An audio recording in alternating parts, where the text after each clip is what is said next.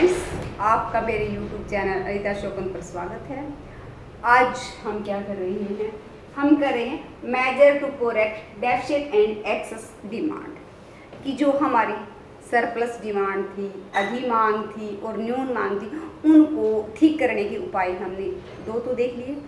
जो सबसे most important थे वो थे हमारे फिस्कल पॉलिसी वाले और मॉनेटरी पॉलिसी कि फिस्कल पॉलिसी के द्वारा हम इन दोनों प्रकार की डिमांड को कैसे करेक्ट कर सकते हैं और मॉनेटरी पॉलिसी के टूल्स को यूज करके हम कैसे कर सकते हैं। और अब थर्ड जो पॉलिसी है वो है हमारी फॉरेन ट्रेड पॉलिसी कि फॉरेन ट्रेड पॉलिसी के द्वारा हम इसको कैसे ठीक कर सकते हैं। तो फॉरेन ट्रेड पॉलिसी क्या होती है?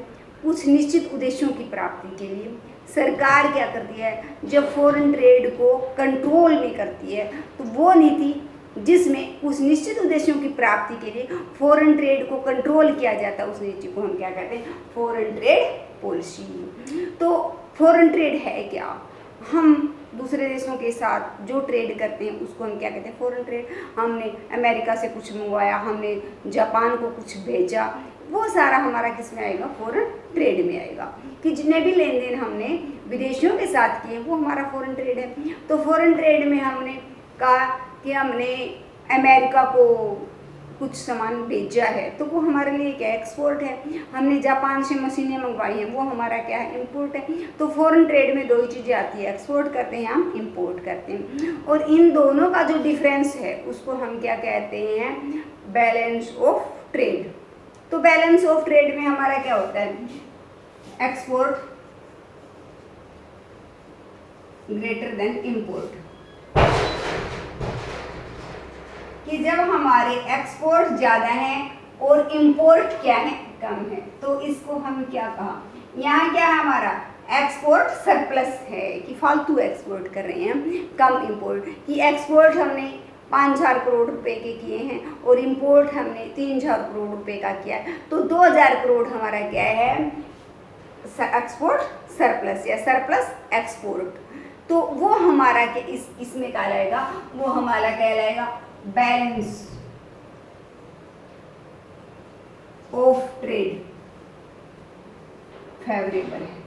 कि इसके कारण हमारा जब एक्सपोर्ट सरप्लस होता है तो इसका मतलब क्या है? बैलेंस ऑफ ट्रेड हमारे क्या है? फेवरेबल है, हमारे अनुकूल है। और जब ये होता है कि हमारे एक्सपोर्ट तो कम होते हैं, इंपोर्ट ज़्यादा होते हैं, तब हमारा क्या होता है? इंपोर्ट सरप्लस है कि फालतू इंपोर्ट किया है हमने, एक्सपोर्ट कम का किया है। तो इसके फलस्वरूप हमारा क्या होता है? जो बैलेंस ऑफ ट्रेड होता है वो हमारे प्रतिकूल होता है। यहाँ तो हमारे फेवरेबल था, यहाँ अनफेवरेबल है, वो हमारे प्रतिकूल है। तो इस प्रकार से अब हम एक्सपोर्ट सरप्लस और इंपोर्ट सरप्लस तो इसके द्वारा क्या कर सकते हैं? जो हमारी न्यून मांग और अधिमांग की समस्याएं थी इनका सामना कर सकते हैं। तो अब हमारा एक्सपोर्ट सरप्लस है कि हमने एक्सपोर्ट ज़्यादा किए, इंपोर्ट कम का किया है, तो इसके फलस्वरूप हमारी क्या होगी? नेशनल इनकम की इंक्रीज होगी। नेशनल इनकम इंक्रीज हुई तो हमारी डिमांड इंक्रीज होगी। डिमांड इंक्रीज होगी तो वो वस्तु ज़्यादा बनेगी तो उसके फलस्वरूप क्या होगा? प्रोडक्शन इंक्रीज होगा। प्रोडक्शन इंक्रीज होगा तो लोगों को रोजगार मिलेगा। तो इस प्रकार से हमारी आय क्या है? बढ़ के फलस्वरूप हमारी जो एग्रीगेट डिमांड है वो राइज हो जाएगी और जो हमारी डेफिसिट डिमांड की प्रॉब्लम थी वो सोल्व हो जाएगी। तो उसी प्रकार से जब हमारा इंपोर्ट सरप्लस है कि हमारे आयात ज़्यादा है, निर्यात कम है, तो उसके फलस्वरूप क्या होगा? हमारी नेशनल इनकम कम होगी। नेशनल इनकम कम होगी तो क्या होगा? उसका प्रभाव पड़ेगा कि हमारी एग्रीगेट डिमांड भी कम हो जाएगी। तो इस प्रकार से इन दोनों चीज़ों को हम जो हमारे एक्सपोर्ट और इंपोर्ट इन दो कंपोनेंट्स को हम किसके रूप में प्रयोग कर सकते हैं? एग्रीगेट डिमांड्स को बढ़ाने के लिए और एग्रीगेट डिमांड्स को कम करने के लिए। तो कैसे यूज करेंगे? पहले है डेफिसिट डिमांड कि डेफिसिट डिमांड है तो क्या करना चाहिए? डेफिसिट डिमांड है एक्सपोर्ट सरप्लस। कि डेफिसिट डिमांड हो तो हमें क्या करना चाहिए? जितना हमने इंपोर्ट किया उससे ज़्यादा हमें क्या करना चाहिए? एक्सपोर्ट करना चाहिए। तो एक्सपोर्ट मान लो हमने 3 करोड़ रुपए का सामान मंगाया तो हमें उससे ज़्यादा क्या करना चाहिए? एक्सपोर्ट करना चाहिए। तो इसके फलस्वरूप क्या होता है? हमारा एक्सपोर्ट बढ़ा हमारे देश की नेशनल इनकम बढ़ी। नेशनल इनकम बढ़ेगी तो हम क्या करेंगे, वो इनकम कहीं ना कहीं खर्च करेंगे तो इसका मतलब हमारी एग्रीगेट डिमांड क्या हुई, राइज होगी, और प्राइस राइज होगी तो प्राइस भी राइज होगी। तो इसके फलस्वरूप जो हमारी डेफिसिट डिमांड की प्रॉब्लम थी जो वो हमारी क्या होगी, सोल्व हो गई। जो इन्फ्लेशनरी डिफ्लेशनरी गैप था वो हमारा क्या हो गया, खत्म हो गया। क्योंकि दो प्रकार से काम करा इसने। कैसे काम कार्य किया कि एक तो हमारी क्या हुई, डेफिसिट डिमांड थी, एक्सपोर्ट सरप्लस किया, नेशनल इनकम बढ़ी तो हमारा खर्च बढ़ेगा, इसका मतलब हमारी एग्रीगेट डिमांड बढ़ी। दूसरा एग्रीगेट डिमांड बढ़ेगी तो वो वस्तु ज़्यादा बनेगी। वस्तुएं उद्योगों में ज़्यादा बनी तो उद्योगों ने क्या किया, प्रोडक्शन को इंक्रीज किया। प्रोडक्शन इंक्रीज करने के लिए उन्होंने नए लोगों को क्या दिया, एम्प्लॉयमेंट दिया, नए लोगों को रोजगार मिला, उनको आय मिली और उन्होंने भी वो आय क्या की, फिर से खर्च करी। तो वो एक सर्कल सा चल पड़ा कि इसके फलस्वरूप इनकम क्या होती गई, इंक्रीज होती गई और डिमांड इंक्रीज होती गई, और जो डेफिसिट डिमांड की प्रॉब्लम थी वो अपने आप क्या हो गई, सोल्व हो गई। तो जो हमारी क्या है, एक्सपोर्ट में वृद्धि होने के फलस्वरूप आय में वृद्धि होती है, उसके फलस्वरूप हमारी जो डिमांड है वो कई गुना ज़्यादा बढ़ जाती है। कितनी बढ़ेगी, ये हमारा क्या करेगा, फॉरेन ट्रेड मल्टीप्लायर पर डिपेंड करेगा कि विदेशी व्यापार गुणक कितना है। यदि वो कम है तो कम बढ़ेगी, ज़्यादा है तो ज़्यादा बढ़ेगी। तो इस प्रकार से फिर हमारी जो एक्सपोर्ट, हमने तो कह दिया बढ़ा दें, पर बढ़ाने के लिए 3 फैक्टर पर डिपेंड है कि हम कितना एक्सपोर्ट बढ़ा पाएंगे। तो वो है हमारा इंक्रीज इन फॉरेनर इनकम, कि विदेशियों की इनकम बड़ी होनी चाहिए। तब जब उनकी इनकम बढ़ेगी तभी तो वो क्या करेंगे, दूसरे देशों की गुड्स की डिमांड करेंगे। यदि उनकी इनकम कम है, वो डिमांड ही नहीं करेंगे तो हमारे एक्सपोर्ट को कौन खरीदेगा। फिर है हमारा इंक्रीज इन प्रोडक्शन, कि हमें जो वस्तु दूसरे देशों में भेजनी है उसका प्रोडक्शन ज़्यादा करना है, ताकि हम तभी बेच पाएंगे जब हमारे देश की डिमांड को सेटिस्फाई करें। फिर जो फालतू बचता है उसको हम दूसरे देशों में भेज पाएंगे। तो उन वस्तुओं का प्रोडक्शन जो हम एक्सपोर्ट करते हैं वो क्या करना है, हमें ज़्यादा करना। फिर सरकार की पॉलिसी, कि सरकार को इस प्रकार की पॉलिसी अपनानी चाहिए कि प्रोडक्शन इंक्रीज हो, प्रोडक्शन को एक्सपोर्ट, कि उनको कई तरह की छूट देनी चाहिए कि प्रोडक्शन जब वो इंक्रीज करें उनको टैक्स में छूट दी जानी चाहिए, रॉ मटेरियल उनको उपलब्ध करा जाना चाहिए, उनको जो लाइट की फैसिलिटी है वो कम रेट पर उपलब्ध करवाई जानी चाहिए। मतलब उनको फैसिलिटी देनी चाहिए ताकि वो क्या करें, जो एक्सपोर्ट है वो ज़्यादा से ज़्यादा करें। उनको जो है हमारा लोन है वो कम ब्याज की दर पर प्रोवाइड किया जाना चाहिए। तो कई प्रकार की फैसिलिटी देनी चाहिए सरकार को उन उद्योगों को जो हमारा क्या करते हैं, प्रोडक्शन इसलिए करते हैं ताकि वो उस प्रोडक्शन को क्या कर सकें, एक्सपोर्ट कर सकें। तो गवर्नमेंट पॉलिसी पर भी डिपेंड करता है। फिर हमारा क्या है, कॉस्ट या लो प्राइस, कि जो प्रोडक्ट हम दूसरे देशों में बेचते हैं उसकी प्राइस क्या होनी चाहिए, लो होनी चाहिए। क्योंकि हाई प्राइस पर हमने यदि वो प्रोडक्शन किया तो दूसरे देश वाले खरीदेंगे नहीं, ऑटोमेटिकली वही प्रोडक्ट दूसरे देशों में बिकता है जिसकी कीमत क्या होती है, कम है। फॉर एग्जांपल हम ले लें, हम क्या है, चाइनीज प्रोडक्ट हमारे देश में बिकता है, हम में भी क्या है, नेशनलिज्म है, देशभक्ति की भावना है हम में भी। हर कोई इंडियंस ये चाहता है कि वो चाइना का प्रोडक्ट ना खरीदे, कि चाइना की करतूतों को देखकर हर कोई ये फैसला लेता है कि मैं कभी नहीं खरीदूंगा। लेकिन जब कंपैरिजन होता है इंडियन गुड और चाइना गुड्स का, तो उनके रेट क्या होते हैं, कम होते हैं। तो वो लोग क्या करते हैं, मजबूरी में फिर वो प्रोडक्ट क्या कर लेते हैं, खरीद लेते हैं। कि फॉर एग्जांपल सम मोबाइल्स हैं, वॉशिंग मशीन्स हैं या एलईडी वगैरह हैं, कि वहाँ जब इंडियंस गुड्स की का प्राइस का और उसकी प्राइस का कंपैरिजन करते हैं कि एलईडी है, मान लो वो 12,000 में है, वो 40,000 35,000 से कम इंडियन प्रोडक्ट नहीं है। तो जब वो कंपैरिजन करते हैं और देखते हैं इतना ज़्यादा कंपैरिजन है, तो वो देशभक्ति की भावना को फिर क्या हो जाते हैं, भूल जाते। क्यों? क्योंकि उनकी पॉकेट ये कहती है कि वो इंडियन प्रोडक्ट तो के ऊपर बैठा रहेगा तो कभी खरीद ही नहीं पाएगा। हाँ बढ़िया है, क्योंकि यदि हम अपना प्रोडक्ट खरीदेंगे तो बहुत सारे फायदे हैं, लेकिन हम मजबूर क्यों हो जाते हैं, क्योंकि वो क्या देखते हैं, हमें उस चीज़ की प्राइस।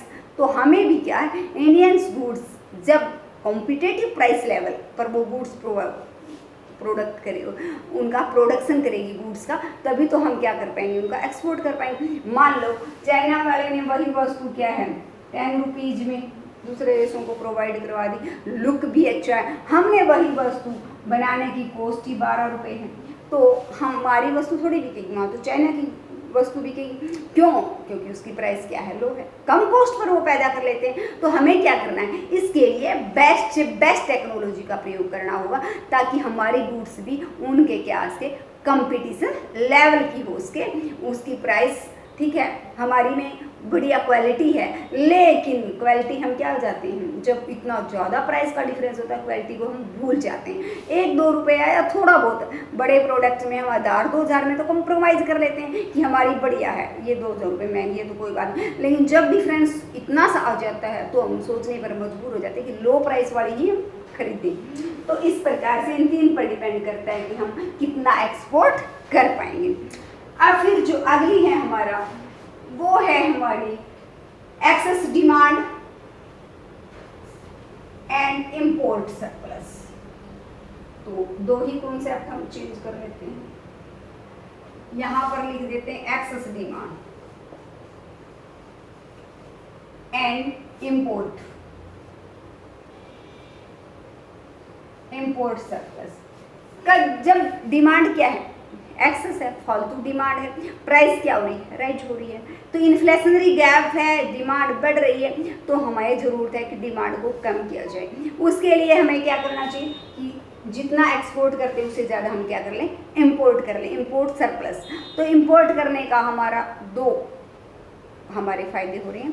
क्या हो रहे हैं, एक तो हमारी जो एक्सेस जो मनी थी जिससे हम ज़्यादा डिमांड कर रहे थे वो दूसरे देशों में चली जाएगी, तो हम अपने आप डिमांड कम करना शुरू कर देंगे। दूसरा हमारा, जब हम इंपोर्ट कर रहे हैं तो वस्तुएं भी क्या आ रही, हमारे देश में आ रही, जो फालतू की डिमांड थी वो उन वस्तुओं से क्या हो जाएगी, सेटिस्फाई हो जाएगी। तो इस प्रकार से हम क्या करेंगे, इंपोर्ट सरप्लस के द्वारा एक्सेस डिमांड को कंट्रोल कर पाएंगे।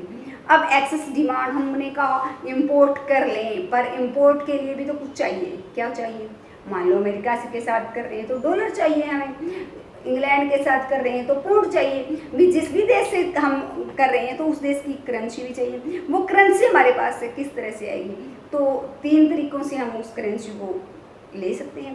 पहला तरीका तो यही है कि हम अपने जो रिजर्व्स हैं, अपने जो कोष हैं, संरक्षित जो कोष रखे हुए हैं हमने, उनको कम कर सकते हैं कि विदेशी मुद्रा के जितने भी हमारे पास कोष हैं उसको हम कम कर लें, या फिर हम जो विदेशी प्रतिभूतियां हैं उनको बेच करके विदेशी मुद्रा प्राप्त कर लें, और या फिर हम क्या कर सकते हैं, अपना सोना गिरवी रख सकते हैं। तो पहले 2 मेजर्स तो ठीक थे कि दोनों से हमने विदेशी मुद्रा प्राप्त कर ली, अपनी एक्सेस डिमांड को हमने क्या कर लिया, कंट्रोल कर लिया आयात करके। लेकिन जब सोना बेचकर विदेशी मुद्रा हम प्राप्त करते हैं तो ये किसी देश के लिए क्या होती है, शर्मनाक बात होती है। फॉर एग्जाम्पल हम दैनिक जीवन में ही देख लेते हैं कि हम क्या करते हैं, शादी वगैरह में बहुत ज़्यादा किसी व्यक्ति ने खर्चा कर दिया, और वो खर्चा कैसे किया, जिसने अपना एसेट था, जमीन थी, वो बेच दी, तो उसको कोई अच्छा कार्य नहीं मानते, सभी कह देते क्या है, खर्चा किस लिए लगाया, जमीन बेच के कर रहा काम। तो उसी प्रकार से वो इज्जत और बेइज्जती का सवाल हो जाता है। तो यहाँ भी जब हम सोना गिरवी रखकर या सोना बेच करके विदेशी मुद्रा प्राप्त करते हैं तो वो उस देश की इज्जत का सवाल हो जाता है, वहाँ उसकी इज्जत क्या हो जाती है, मिट्टी में मिल जाती है। तो 2 मेजर फिर क्या कर सकते हैं, एक है हम कि हमारा जो देश है वो जो इंटरनेशनल जो संस्थाएं हैं उनसे क्या ले सकता है, लोन ले सकता है। इंटरनेशनल कौन कौन सी हैं हमारी, इस तरह से अंतर्राष्ट्रीय मुद्रा कोष है IMF, इंटरनेशनल मॉनेटरी फंड, और वर्ल्ड बैंक है, इनसे उधार लिए जा सकती है विदेशी जो फॉरेन करेंसी है वो। तो ये सबसे बढ़िया हुआ है कि हमें इनसे उधार ले जाए। या फिर हमारे क्या कर सकते हैं, प्राइवेट सेक्टर्स के जो कमर्शियल बैंक्स हैं वो फॉरेन के जो प्राइवेट सेक्टर के बैंक्स हैं उनसे भी उधार ले सकते हैं।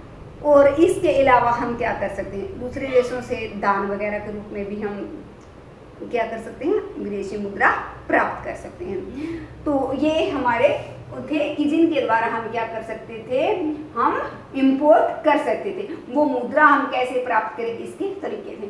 तो अब हमने क्या किया है, हमने किया है कि हम डेफिसिट डिमांड और एक्सेस डिमांड को फॉरेन ट्रेड के थ्रू कैसे कंट्रोल कर सकते हैं। तो ये हमारे कोई बढ़िया, हम यूँ नहीं कह सकते, 2 इम्पोर्टेंट जो मेथड थे वो हमारा फिस्कल पॉलिसी और मॉनेटरी पॉलिसी, ये कोई इम्पोर्टेंट मेथड नहीं है कि इसके द्वारा हम अपनी एग्रीगेट डिमांड को कंट्रोल करें कि या उसको बढ़ाएं या उसको घटाएं। लेकिन ये हमारे सिलेबस में है और फॉर आवर जनरल अवेयरनेस हमें ये आना ही चाहिए। एग्जाम के पॉइंट ऑफ व्यू से ये कोई इम्पोर्टेंट टॉपिक नहीं है, लेकिन फॉर अवर जनरल नॉलेज और for our general awareness about our country तो हमें पता ही होना चाहिए कि हम इकोनॉमिक्स के स्टूडेंट हैं, तो ये पॉलिसी हमारे लिए तब है। अब क्या जब हमारी इकोनॉमी में क्या हो, एक्सेस डिमांड हो, तो एक्सेस डिमांड में क्या होता है, इन्फ्लेशनरी गैप होता है। तो क्या और कदम उठा सकते हैं या कौन सा कदम नहीं उठाना चाहिए? तो एक तो जब इन्फ्लेशनरी गैप हो या एक्सेस डिमांड हो तो हमें मजदूरों की वेज नहीं बढ़ानी चाहिए जब तक कि उनकी प्रोडक्टिविटी इंक्रीज ना हुई। उत्पादकता को बढ़ाए बगैर मजदूरी में कभी भी वृद्धि नहीं करनी चाहिए। तो वो क्यों है कि उत्पादकता को बढ़ाए हुए कभी मजदूरी क्यों नहीं बढ़ानी चाहिए? क्योंकि देखो कि एक मजदूर क्या है, मजदूरी उसको 40 रुपये दी जा रही है।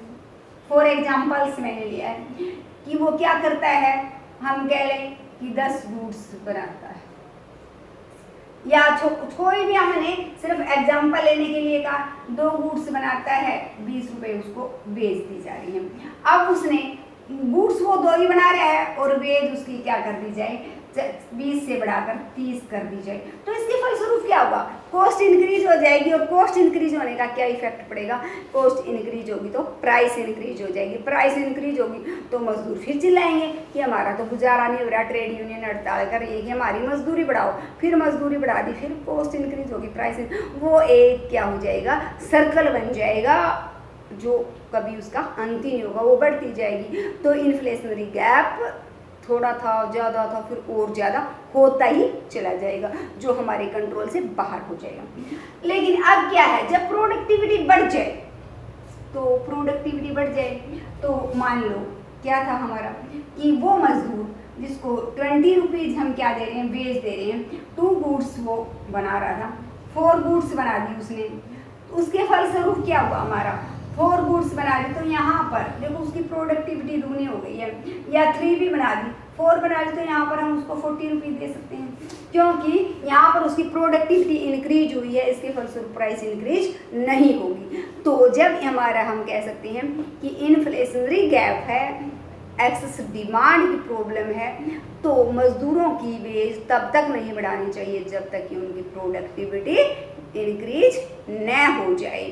तो इस प्रकार से हम क्या करेंगे, ये जो है हमारी जब तक प्रोडक्टिविटी इंक्रीज नहीं होती इसको हम इंक्रीज नहीं, ये है कि जब हमारे एक्सेस डिमांड हो तो वो कंट्री जो डेवलपिंग कंट्री लाइक इंडिया, इनमें क्या होता है, एक्सेस कैपेसिटी पाई जाती है कि प्रोडक्शन की, उत्पादन की अतिरिक्त क्षमता है, उनका हम यूटिलाइज ही नहीं कर रहे, उनकी अतिरिक्त क्षमता का हमें क्या करना चाहिए, प्रयोग करना चाहिए। कई बार क्या होता है, एक्सेस एक तरफ तो डिमांड बढ़ रही है, दूसरी तरफ हम प्रोडक्शन उतना इंक्रीज ही नहीं कर पा रहे। हमारी डिमांड, हम एक उद्योग में 100 वस्तुएं बना रहे हैं, जबकि वो उद्योग क्या है, आधा दिन, बहुत सारे दिन बंद रहता है, तो इससे हम हर रोज़ 200 यूनिट भी बना सकते हैं। तो जब हमारी डिमांड बढ़ रही है तो इन उद्योगों की अतिरिक्त क्षमता का प्रयोग, नए लगाने की जरूरत नहीं है, इन्हीं का जो एग्जिस्टिंग है हमारी यूनिट, उन्हीं यूनिट से हमें क्या करना चाहिए, प्रॉपर तरीके से प्रोडक्शन को इंक्रीज करना चाहिए। क्योंकि कई बार हड़ताल हो जाती है, कई बार बिजली नहीं आती तो प्रोडक्शन